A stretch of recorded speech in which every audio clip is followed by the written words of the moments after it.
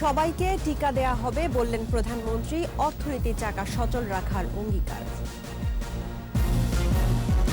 ফের মৃত্যু বেড়ে 225, শনাক্ত 11 লাখ ছাড়ালো। অ্যান্টিজেন টেস্টের অনুমতি পেল 78 প্রতিষ্ঠান।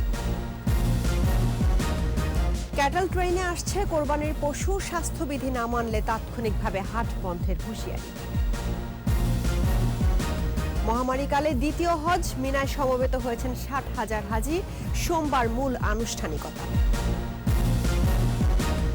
সাকিবের বীরত্বে সিরিজ বাংলাদেশের, দ্বিতীয় ওয়ানডেতে 3 উইকেটে জিম্বাবুয়ের হার।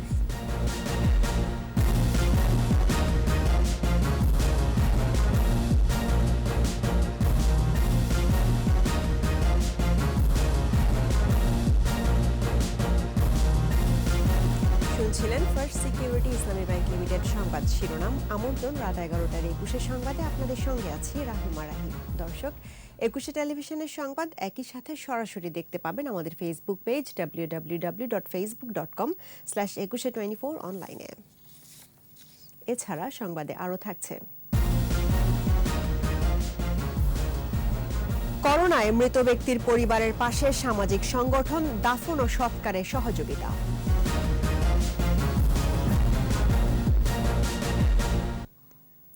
প্রধানমন্ত্রী শেখ হাসিনা বলেছেন, দেশের প্রত্যেকে যেন ভ্যাকসিন নিতে পারে, কেউ যেন বাদ না পড়ে, সে অনুযায়ী পদক্ষেপ নিয়েছে সরকার। বিভিন্ন মন্ত্রণালয় ও বিভাগের সাথে বার্ষিক কর্মসম্পাদন চুক্তি ও শুদ্ধাচার পুরস্কার অনুষ্ঠান উপলক্ষে ভার্চুয়াল আলোচনায় এ কথা বলেন প্রধানমন্ত্রী। করোনার মধ্যেও সরকারের চেষ্টায় অর্থনীতির চাকা সচল রয়েছে উল্লেখ করে সংক্রমণ কমাতে সকলের সহায়তা চান তিনি। তৌহিদুর রহমানের রিপোর্ট। রাজধানীর ওসমানী মিলনায়তনে আয়োজিত বিভিন্ন মন্ত্রণালয়ের সাথে বিভাগগুলোর বার্ষিক কর্মসম্পাদন চুক্তি ও শুদ্ধাচার পুরস্কার অনুষ্ঠান। অনুষ্ঠানে গণভবন থেকে ভার্চুয়ালি যুক্ত হন প্রধানমন্ত্রী শেখ হাসিনা।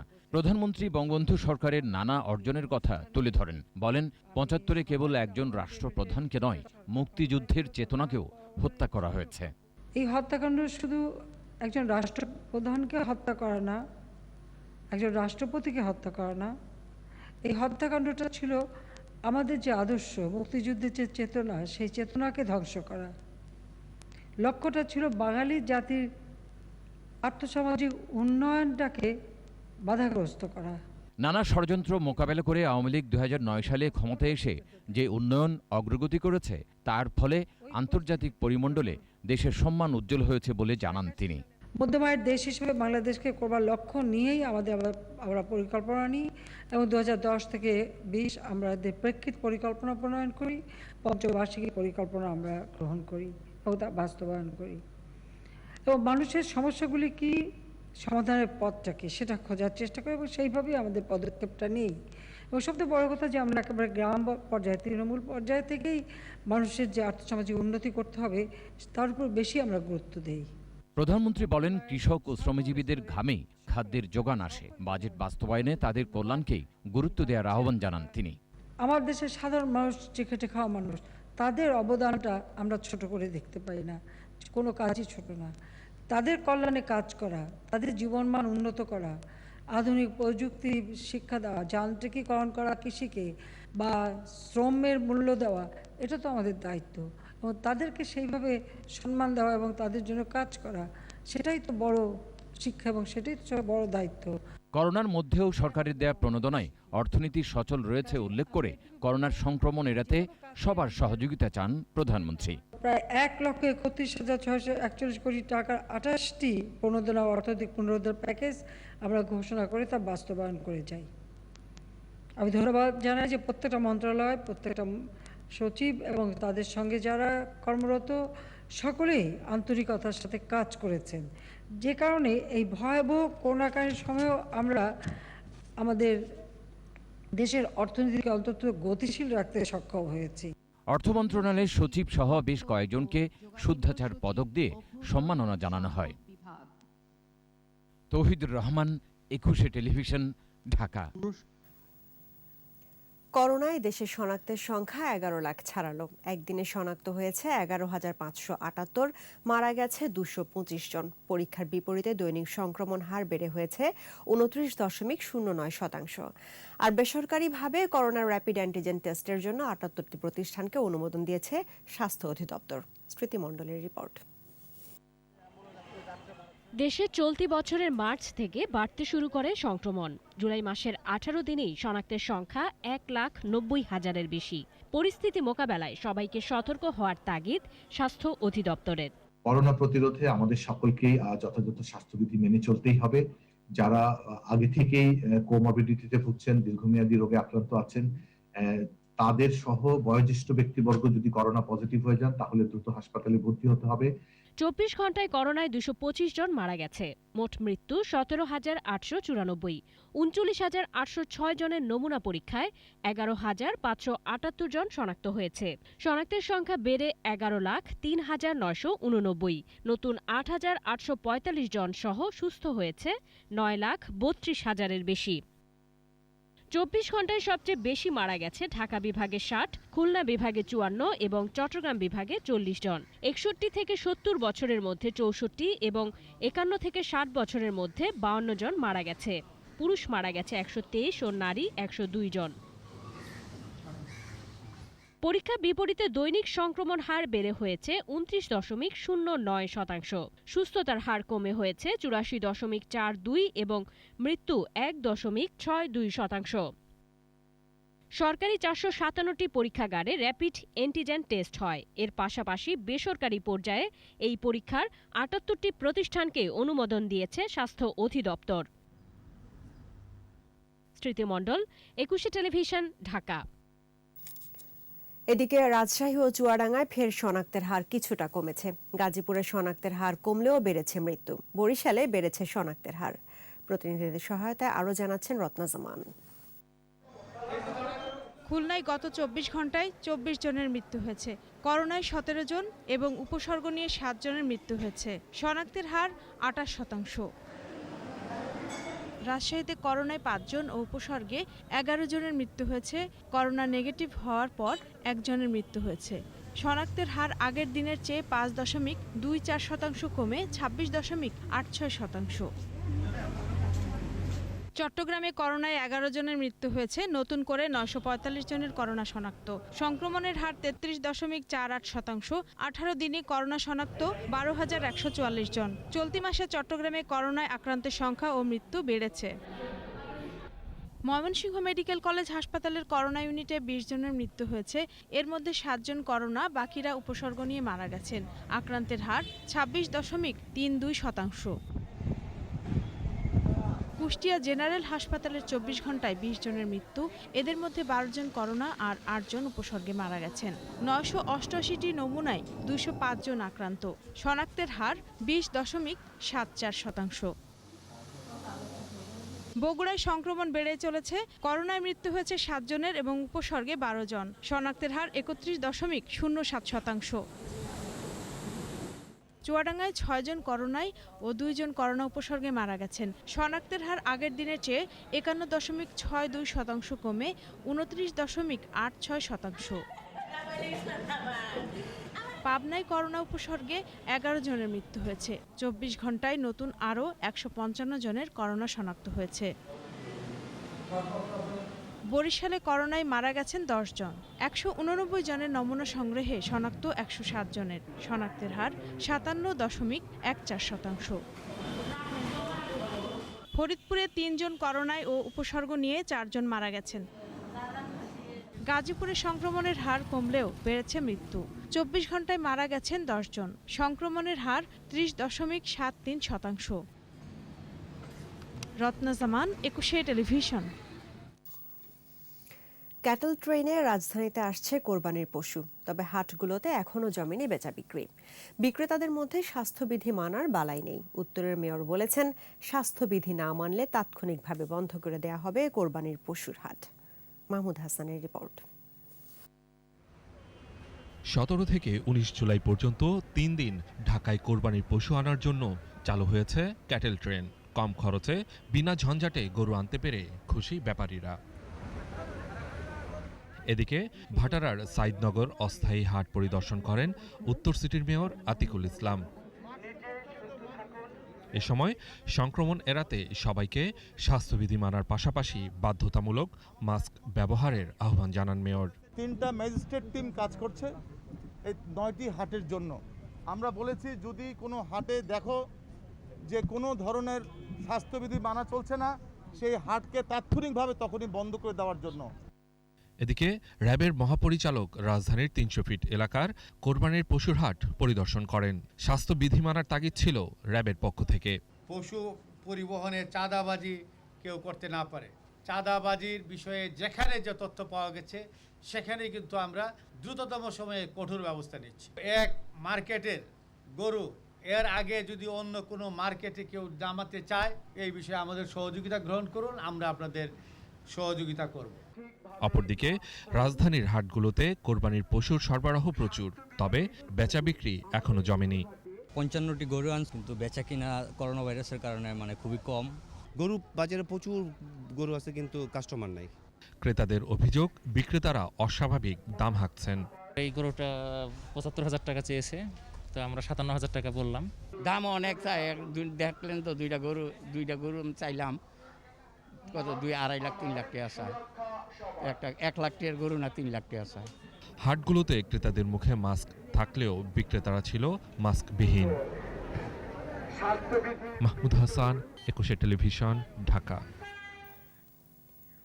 ঈদুল আজহায় স্বাস্থ্যবিধি মেনে ঈদের 5টি জামাত হবে জাতীয় মসজিদ বায়তুল মোকাররমে। চলছে ধোয়া মোছা সহ শেষ মুহূর্তের প্রস্তুতি।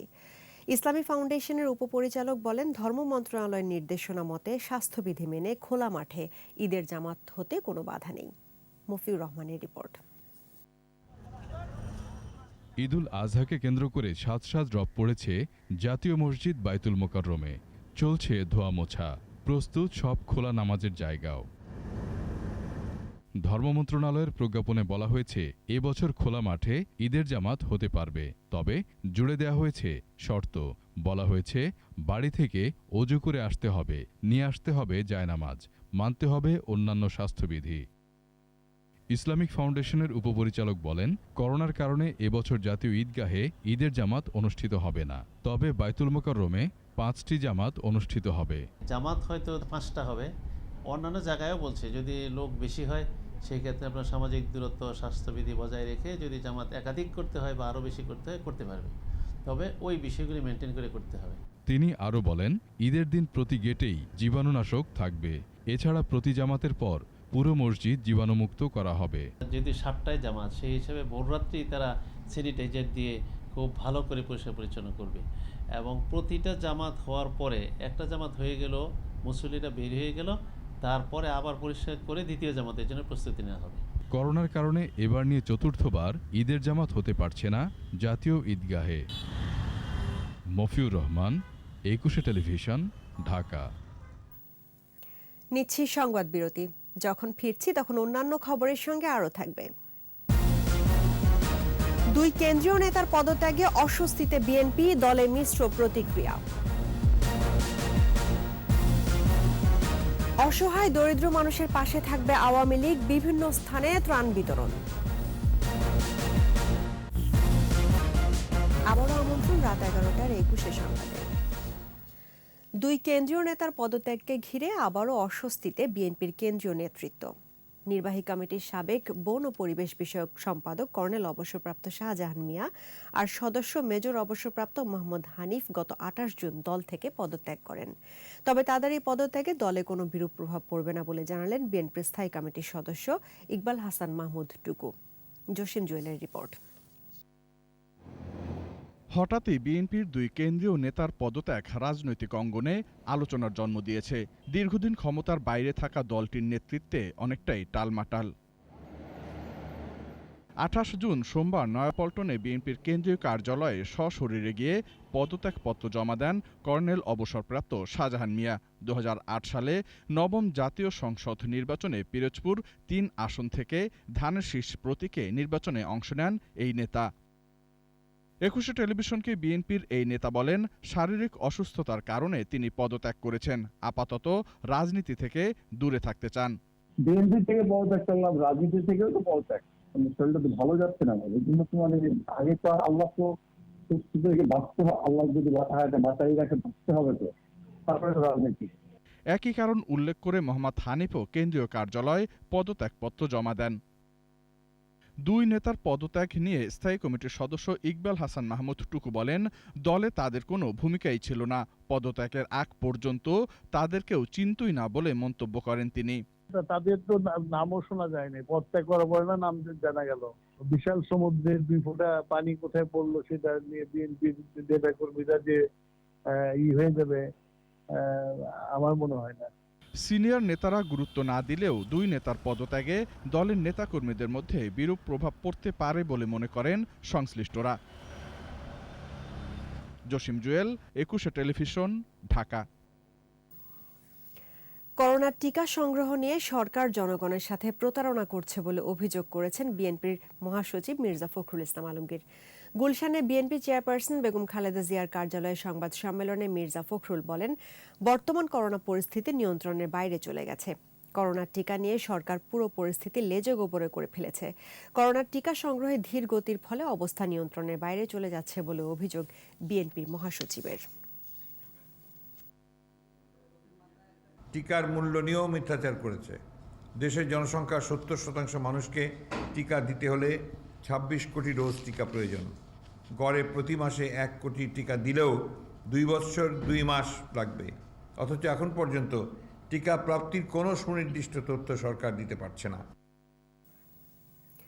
সরকার যখন সাফল্যের সাথে করোনা মোকাবেলা করছে, তখন বিএনপি অহেতুক সমালোচনা করে পানি ঘোলা করে মাছ শিকারের চেষ্টা করছে।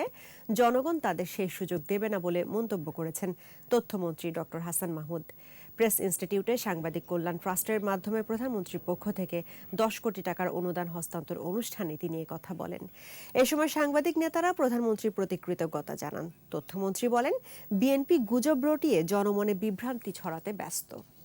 আসলে তারা চান হচ্ছে দেশে একটি বিশৃঙ্খল পরিস্থিতি তৈরি হোক, সেটিই তারা চান, এবং তাহলে সেই পরিস্থিতিতে পানি ঘোলা করা যাবে এবং ঘোলা করে মাছ শিকার করা যাবে। সেই সুযোগ বিএনপির ভবিষ্যতে আর সেই সুযোগ বিএনপিকে দিবে না।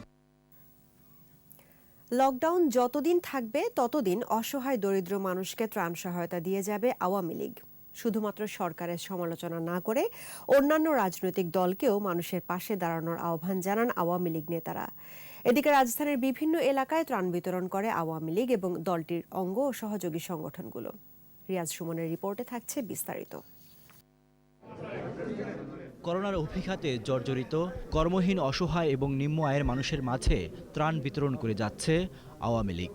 দলটির সভানেত্রী ও প্রধানমন্ত্রী শেখ হাসিনার নির্দেশে খাদ্য ও সুরক্ষা সামগ্রী বিতরণ চলছে দেশব্যাপী। রোববার রাজধানীর বঙ্গবন্ধু অ্যাভিনিউয়ে আওয়ামী লীগের ত্রাণ ও সমাজ কল্যাণ উপকমিটির উদ্যোগে ঈদুল আজহা উপলক্ষে প্রধানমন্ত্রীর ঈদ উপহার এবং সুরক্ষা সামগ্রী বিতরণ করা হয়। কর্মসূচিতে অংশ নেন দলের কেন্দ্রীয় নেতারা। ভার্চুয়ালি যোগ দেন সাধারণ সম্পাদক ওবায়দুল কাদের। এ সময় তিনি বলেন, দুর্যোগ ও সংকটে জনমানুষের পাশে থাকাই বঙ্গবন্ধু ও তার কন্যা শেখ হাসিনার রাজনৈতিক শিক্ষা। তাই লকডাউনে অসহায় মানুষের পাশে দাঁড়িয়েছে আওয়ামী লীগ। এখন আমাদের একটাই কর্মসূচি, অসহায় খেটে খাওয়া ভাসমান মানুষের পাশে দাঁড়ানো। শোকাব আগস্ট মাসও সীমিত পরিসরে ঘরোয়া কর্মসূচির পাশাপাশি প্রধান ফোকাস থাকবে অসহায় খেটে খাওয়া কর্মহীন মানুষের পাশে দাঁড়াতে। কথা সর্বস্ব এবং দায়িত্বহীন ভোগের রাজনীতি না করে জনগণের পাশে থাকতে রাজনৈতিক দলগুলোর প্রতি আহ্বান জানান ওবায়দুল কাদের। আমাদের ত্যাগের মহান আদর্শকে ধারণ করে ঈদে অসহায় মানুষের পাশে দাঁড়াতে হবে। এদিকে করোনা রোগীদের অক্সিজেন সহায়তা দিতে আইইবি ও ম্যাক্স গ্রুপ চালু করেছে অক্সিজেন সাপোর্ট সেন্টার। রাজধানীর ইঞ্জিনিয়ার্স ইনস্টিটিউশনে এর উদ্বোধন করেন আওয়ামী লীগের যুগ্ম সাধারণ সম্পাদক মাহবুবুল আলম হানিফ। আওয়ামী স্বেচ্ছাসেবক লীগ ঢাকা মহানগর দক্ষিণের উদ্যোগে দুস্থ অসহায় মানুষের মাঝে খাদ্য সামগ্রী তুলে দেন কেন্দ্রীয় কমিটির সভাপতি সহ সংগঠনের নেতারা। আমাদের স্বেচ্ছাসেবক লীগের আমাদের বন্ধুরা যদি বাড়ির পাশে 10টা পরিবারকে আপনারা সহযোগিতা করতে পারেন, এটা কিন্তু আমাদের জন্য ভালো হবে, জাতির জন্য ভালো হবে। যুবলীগ সাধারণ সম্পাদক বলেন, অসহায় কোনো মানুষকে যাতে না খেয়ে কষ্ট করতে না হয় সেজন্য রেশনিং পদ্ধতিতে খাদ্য সহায়তা নিয়ে মানুষের পাশে আছে আওয়ামী যুবলীগ। যদি সত্যিকার অর্থে যদি মানুষকে ভালোবাসেন, দেশকে ভালোবাসেন, দেশের মানুষকে ভালোবাসেন, তাহলে এই করোনার এই মহামারীর সময় মহল্লার প্রত্যেকটি মানুষের পাশে দাঁড়াই। এ সময় দক্ষিণ মণিপুরের বাইতুস সালাম জামে মসজিদ কমিটির উদ্যোগে ১০০ অসহায় পরিবারের মাঝে খাদ্য সামগ্রী তুলে দেন যুবলীগ সাধারণ সম্পাদক। রিয়াদ সুমন, একুশে টেলিভিশন, ঢাকা। ভারতে টিকার যোগান বাড়লে বাংলাদেশও পাবে বলে জানিয়েছেন বাংলাদেশে নিযুক্ত ভারতের হাই কমিশনার বিক্রম দোরাইস্বামী। ব্রাহ্মণবাড়িয়ার আখাউড়া স্থলবন্দর দিয়ে ভারতে যাওয়ার সময় তিনি বলেন, দ্রুত সময়ের মধ্যে যাতে সেরাম ইনস্টিটিউটে টিকা সরবরাহ করা যায় সে বিষয়ে আলোচনা করতে দেশে যাচ্ছেন তিনি।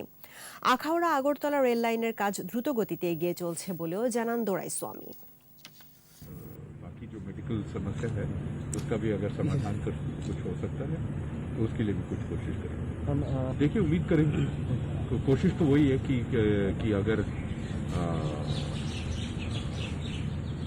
सप्लाई बढ़ जाए तो ये सब मुमकिन हो सकता है, पर ये जाके ही चेक कर सकेंगे। 2 দিন বাদে ঈদ। আজও সড়ক, মহাসড়ক ও নৌপথে ঘরমুখো মানুষের উপচে পড়া ভিড়। তবে স্বাচ্ছন্দ্যেই ভ্রমণ করেছেন ট্রেনে যাত্রীরা। গাদাগাদি করেই যাত্রী নিয়ে চলছে লঞ্চ। মোহাম্মদ নূর নবীর রিপোর্ট। ঈদের ট্রেনে বাড়ি ফেরা, শতভাগ টিকিট অনলাইনে থাকায় উটকো কোনো ঝামেলা নেই, নিজ আসনে চেপেই বাড়ি ফিরেছেন যাত্রীরা। স্টেশনের প্রবেশপথ ও বগিতে ওঠার আগে ছিল সতর্কতা, কিন্তু ট্রেনে উঠতেই অনেকেই খুলে ফেলেছেন মাস্ক। ঈদের জন্য ঈদ করতে যাচ্ছি। এখন যেহেতু করোনা পরিস্থিতির মধ্যে বেশ ভালো মনে হচ্ছে আর কি। ভালোই লাগতেছে এই জায়গায়, অনেকদিন পরে দাদা বাড়ি যাচ্ছি। অনেক উন্নত, আগের চেয়ে অনেক ভালো। হকার নাই, সবচেয়ে বড় ডিস্টার্ব নাই, অপ্রয়োজনীয় লোকজন নাই, সিট অনুযায়ী মানুষ যেতে পারছে। আগের দিনের তুলনায় সদরঘাটে মানুষ কমেছে। সকাল থেকে গন্তব্যে ছেড়ে গেছে দক্ষিণাঞ্চলের লঞ্চ। স্বাস্থ্যবিধি মানানোর যৎসামান্য চেষ্টা ছিল লঞ্চে ওঠার সময়, ডেকে ওঠার পরপরেই গাদাগাদি। হ্যান্ড স্যানিটারি দিচ্ছি, তারপরে হাত ধোয়ার জন্য সাবান আছে। আমরা লঞ্চে ঢুকতেছি, উনি আমাদেরকে সেফটি ফলো করে চলার জন্য আমাকে বলতেছে, হাতে আমাদের দিতেছে, ডাক্স মাস্ক পরে আছে, আমরা ভিতরে ঢুকি। লঞ্চ কর্তৃপক্ষ তারা সব সেফটি বলে দেয়, কিন্তু আসলে আমরা সাধারণ পাবলিক কেউ মানি না। দূরপাল্লার বাসে সিটের তুলনায় যাত্রী কম ছিল। কাল শেষ দিন যাত্রীর চাপ থাকবে বলে মনে করছেন পরিবহন সংশ্লিষ্টরা। গ্রামের বাড়ির উদ্দেশ্যে যাচ্ছে, 22 তারিখ পর্যন্ত গাড়ি ঘোড়া চলাচল করবে। এই যাত্রীগুলো কিভাবে ঢাকা রিটার্ন করবে? এই অনিশ্চয়তার কারণে অনেকেই বাড়িতে যাচ্ছে না। 19 তারিখে একটা আশা করা যায় যে শিডিউলের গাড়িগুলো আমরা সঠিকভাবে ছাড়তে পারবো, মানে যাত্রীগুলো পাইবো, এরকম একটা আশা আছে। বাসে স্বাস্থ্যবিধি মানাতে ছিল আইনশৃঙ্খলা বাহিনীর কড়াকড়ি, কিন্তু সুযোগ বুঝে আবার মাস্ক খুলেও ফেলেছেন কিছু কিছু মানুষ। আজকে তো কোনো সমস্যাই নেই, টিকিট অ্যাভেলেবেল, 500 টাকা নর্মাল ভাড়া 500 টাকায় নিচ্ছে। হয়তো কিছুটা আছেই, তারপরেও যেতে হচ্ছে আর কি। আমরা যাত্রীদেরকে সবসময় মাস্ক দিচ্ছি, না থাকলে আমাদের কাছ থেকে দিয়ে দিই, আর আমরা যাত্রীদের বলে আপনারা সবাই মাস্ক স্বাস্থ্যবিধি মাইনে গাড়িতে। অদৃশ্য প্রাণঘাতী ভাইরাসের ঝুঁকি মাথায় নিয়ে যারা বাড়ি ফিরছেন তাদের হাজারো যুক্তি থাকতেই পারে। আবার ঈদের একদিন পরে যেহেতু 2 সপ্তাহে লকডাউনে পুরো দেশ যাচ্ছে, অনেকেই হয়তো ফিরবেনও না। কিন্তু যারা স্বাস্থ্যবিধির প্রতি উদাসীনতা প্রদর্শন করে এই যাত্রায় সামিল হচ্ছেন, এতে যদি কোনো ধরনের সংক্রমণ হয়েই যায় এবং এই সংক্রমণের কারণে যদি তার পরিবার স্বজনদের ক্ষতির কারণ হয়, তাহলে সেটা হবে খুবই দুর্ভাগ্যজনক। তাই সকলেরই উচিত স্বাস্থ্যবিধি মেনে এই যাত্রায় সামিল হওয়া। মোহাম্মদ নুরুন নবী, একুশে টেলিভিশন, সদরঘাট, ঢাকা। স্বাস্থ্যবিধি মেনে শপিং মলগুলোতে চলছে শেষ সময়ের বেচা বিক্রি। মার্কেট ও শপিং মলগুলোতে ক্রেতা শূন্য থাকায় হতাশ বিক্রেতারা। লকডাউনে দোকানপাট বন্ধ থাকায় ক্ষতি পুষিয়ে নেওয়া সম্ভব নয় বলে জানান দোকানিরা। রাসেল খানের রিপোর্ট। রাজধানীর চন্দ্রিমা সুপার মার্কেট গেল শুক্রবার ও শনিবার ক্রেতা সমাগম থাকলেও আজ পুরো ফাঁকা। অনেকটা অলস সময় পার করছেন বিক্রেতারা। এই দৃশ্য শুধু চন্দ্রিমায় নয়, new market, Bashundhara, eastern plaza সহ রাজধানীর অভিজাত শপিং মলে একই চিত্র। অনেকটা বাধ্য হয়ে এসেছেন এই ক্রেতারা। বের হওয়ার কোনো ইচ্ছা ছিল না এই করোনা মহামারীতে, এই বাচ্চাদের জন্য বের হওয়া, বাচ্চারা মানতেছে না। মানে আসার দরকার ছিল না, মানে আসতে হয়েছে, অনেক বাসার ফ্যামিলির চাপে আসতে হয়েছে আর কি। মাস্ক আছে, সমস্যা নেই, মাস্ক তো গরমের লেগে ভিতরে রাখছে। এদিকে স্বাস্থ্যবিধি মেনে খোলা হয়েছে অভিজাত শপিং মল। প্রবেশ পথগুলোতে বসানো হয়েছে জীবাণুনাশক টানেল, দেয়া হচ্ছে স্বাস্থ্যবিধি উপকরণ। ঈদের আর মাত্র 2 দিন বাকি। এই সময়ে মার্কেটে ক্রেতা সমাগম না থাকায় চিন্তার ভাঁজ দোকানীদের কপালে। কখন আবার লকডাউন পড়ে যায়, কারণ মানুষ আগেই চলে গেছে, কে কিনবে আর কে ইয়া করবে। আমাদের অবস্থা বর্তমানে ভাই অনেক খারাপ। অনেক আশা নিয়ে খুলছে, আমরাও চিন্তিত আছি যে এরকম বেচাকেনি হলে এটা কিভাবে পোষাবে। 2-1 কাস্টমার ছিল, বৃহস্পতিবার শুক্রবার, কালকেও কাস্টমার নেই, আজকে তো মার্কেট পাকাই।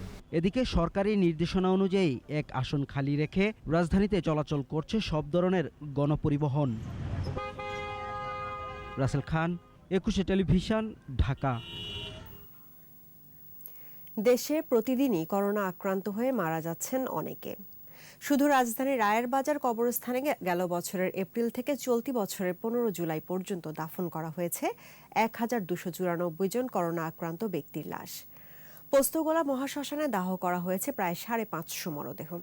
দাফন ও সৎকারে শুরু থেকেই কাজ করে যাচ্ছে কোয়ান্টাম ফাউন্ডেশন সহ বেশ কিছু সামাজিক সংগঠন। মফিউর রহমানের রিপোর্ট। করোনায় মৃত ব্যক্তির গোসলের জন্য দরকার বিশেষ ব্যবস্থা, যা নেই সব জায়গায়। তাই সেবার মনোভাব নিয়ে এগিয়ে এসেছে কোয়ান্টাম ফাউন্ডেশন সহ বেশ কিছু সামাজিক সংগঠন। করোনায় মৃতদের লাশ গ্রহণ করে বিশেষ ব্যবস্থায় দেয়া হয় গোসল। এরপর ধর্মীয় রীতি অনুযায়ী ঠাঁই হয় কবর কিংবা শ্মশানে। এ পর্যন্ত 5000-এর বেশি লাশের সৎকার করেছে কোয়ান্টাম ফাউন্ডেশন। প্রথম দিকে স্বজনরাও যখন লাশ ছুঁতে ভয় পেতেন, তখন থেকেই এ সেবা দিয়ে যাচ্ছেন তারা। মায়ের লাশ সন্তান ফেলে চলে গেছে, আমরাই তাদের স্বজন হয়ে মৃতদেহের পাশে দাঁড়াই। প্রায় 30 ধরনের উপকরণ লাগে একটা করোনা মৃতদেহকে ভাইরাস মুক্ত করতে এবং নিজেকে প্রোটেকশন করতে।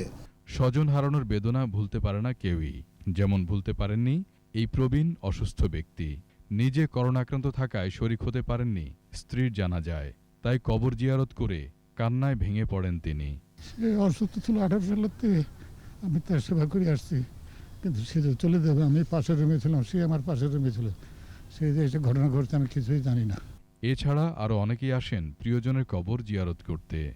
অক্সিজেন লেভেল অনেক নিচে নেমে গিয়েছিল, ডাক্তার আইসিইউতে নিয়ে গেছিলেন, যেটার জন্য আমি খুব গ্রেটফুল ডাক্তারদের কাছে। তারা আপ্রাণ চেষ্টা করেছেন, কিন্তু শেষ মুহূর্ত পর্যন্ত তাকে আর ধরে রাখা যায়নি। ঢাকা মেডিকেল কলেজ হাসপাতাল, ওখানে কিছু থাকার পর শ্বাসকষ্টজনিত অভাবে পরে উনি মারা গেলেন। রায়ের বাজার কবরস্থানে করোনা আক্রান্তদের জন্য পুরো একটি ব্লক রেখে দেওয়া হয়েছে। খুঁড়ে রাখা হয় অগ্রিম কবর। এক্সেলেটর দিয়ে 20-25টা খুঁড়া দেওয়া যায়, সিটি কর্পোরেশনের লোক আইসা আমরা ওইটারে সাইজ করে, ওরা একটু খুঁড়া দেওয়া যায়, আমরা সাইজ করে তারপরে দাপন করি। দাপন আমরা নিজের হাতে করি। করোনা শুরুর পর থেকে দম ফেলার ফুরসত পান না পোস্তগোলা মহাশ্মশানের দায়িত্বপ্রাপ্তরাও। এখানকার পুরোহিত বলেন, করোনা আক্রান্ত ব্যক্তির লাশ এলে তাকে সমাধিস্থ না করে দাহ করা হয়। প্রত্যেক দিনই 1-2 এরকম করে আসে, সন্দেহজনকভাবে যেটা আক্রান্ত হয়, সাসপেক্টেড করোনা এবং পজিটিভ করোনা, দুইটাই এখানে পুরানো হইতেছে।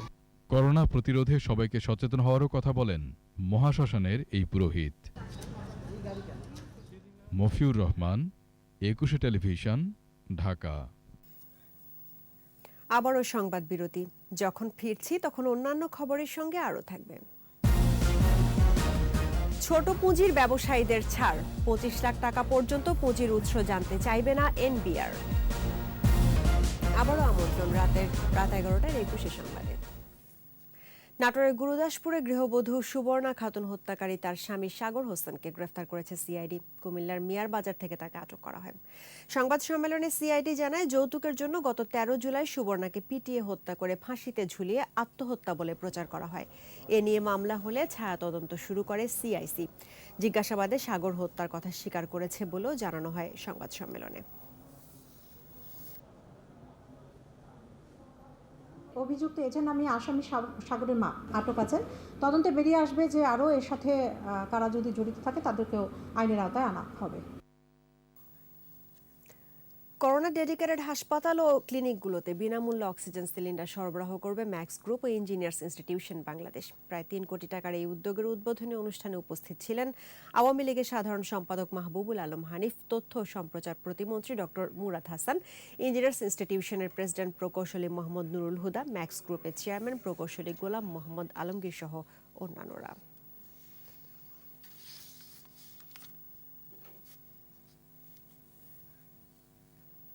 এবার SIBL ব্যবসা বাণিজ্যের খবর।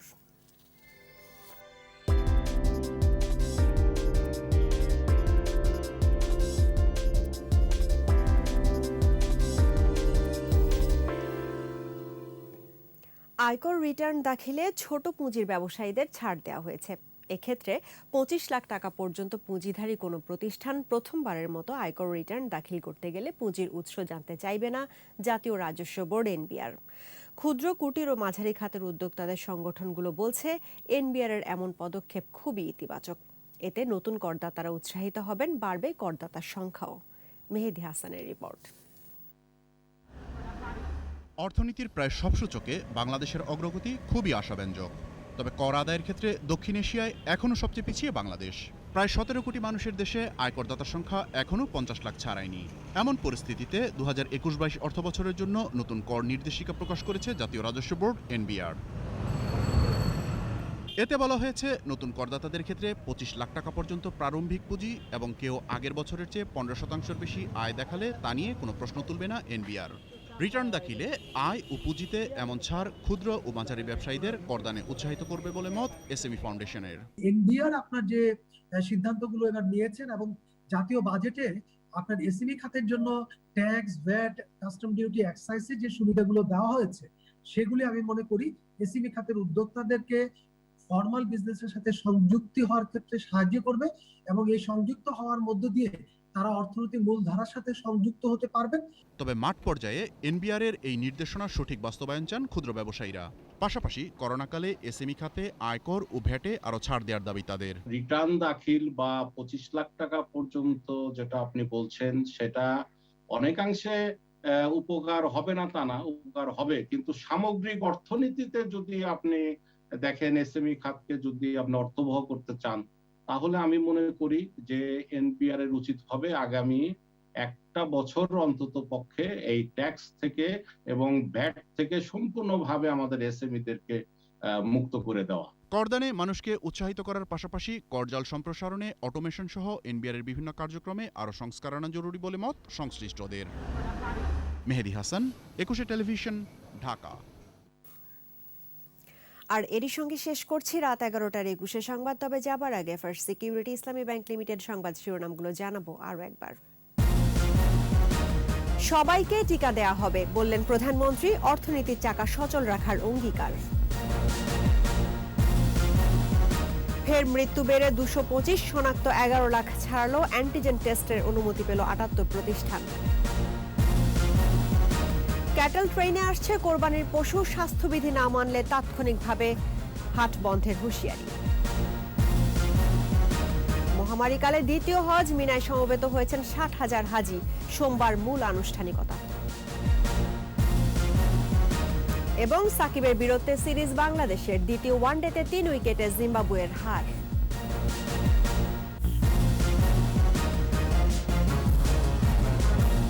দর্শক, 21-এর সর্বশেষ খবর জানতে ডায়াল করুন 2021 নম্বরে, আর ভিজিট করুন 21-tv.com এই ওয়েবসাইটে।